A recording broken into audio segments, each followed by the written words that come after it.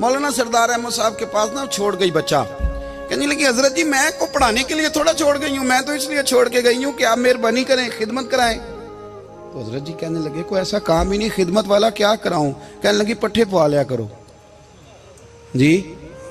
हूँ लड़ पेंदे ने, कहने ने बच्चे काम करते हैं मदरसे का। हालांकि अब कहाँ बच्चे काम करते हैं, अब तो गुजर गया दौर, अब तो बच्चे काम कराते हैं। अब बच्चे भी नाराज हो रहे हैं, घूर घूर के देख रहे हैं। सही पहना हूँ आपको, बच्चे काम कराते हैं, बच्चे कहाँ काम करते।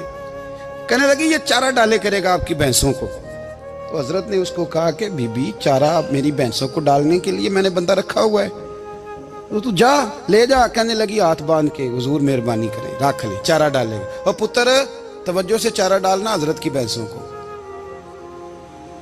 रोने लगी, हजरत ने रख लिया, महीने का खर्चा भी देते। शाम को ना वो सारा दिन काम करता, शाम को आके पैरों में भी बैठ जाता, हजरत जी लाएं तेल थोड़ा सा, पैर ना दबा दूं। 8 साल साथ वाले पढ़ते रहे, ये बेचारा नौकरी करता रहा। मेरा रूप भी नहीं ते मेरा रंग भी नहीं, और मैनू यार मनान दा टंग भी नहीं। कभी कभी ना हजरत बिलाल हबशी फारग होते ना, तो नबी पाक की बारगाह में अर्ज करते हुजूर कोई काम तो नहीं, सारे हो गए, हुजूर जाऊं जरा, चले जाते। एक दिन सलमान फारसी कहने लगे या रसूलल्लाह ये बिलाल कहाँ जाता है। फरमाया जा देख के तो आ।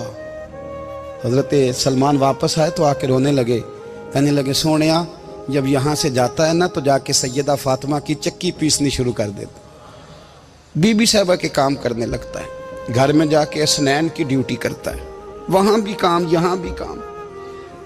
वो चारा डालता रहा, उसने चारा डाला। हजरत मुहद्दिस आदम की भैंसों को दस्तारे फजीलत का वक्त आ गया, सारे पगड़ियां सजा के आ गए, आज दस्तार होगी। ये ना पीछे होके बैठ गया, चूंकि पढ़ा ही नहीं था तो दस्तार का है कि दस्तार तो उसकी जो पढ़ेगा, हमने तो पढ़ा ही नहीं, हमने तो यार पढ़ा, घर पढ़ा, ड्यूटी करी।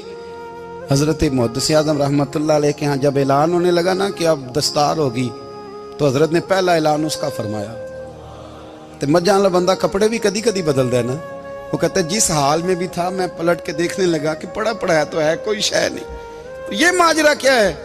पीछे से उठ के आए तो कहते हैं बाकियों की दस्तार किसी आलिम ने की, किसी सूफी ने की, लेकिन ये भैंसों को चारा डालने वाला जब आया तो मुहद्दिस आदम ने फरमाया पगड़ी के बाल को कोई हाथ ना लगाए, ये सारी दस्तार मैंने करनी है। और फरमाते हैं हजरत बाल भी देते जाते थे और आंसू भी बहाते जाते थे, माथा भी चूमते थे, और फरमाते थे दस्तार के बाद चला तो नहीं जाएगा यार, मुझे तो इबादत भी नहीं रह गई, मुझे तो चाबियों को भी नहीं पता कौन सी कहाँ रहती है।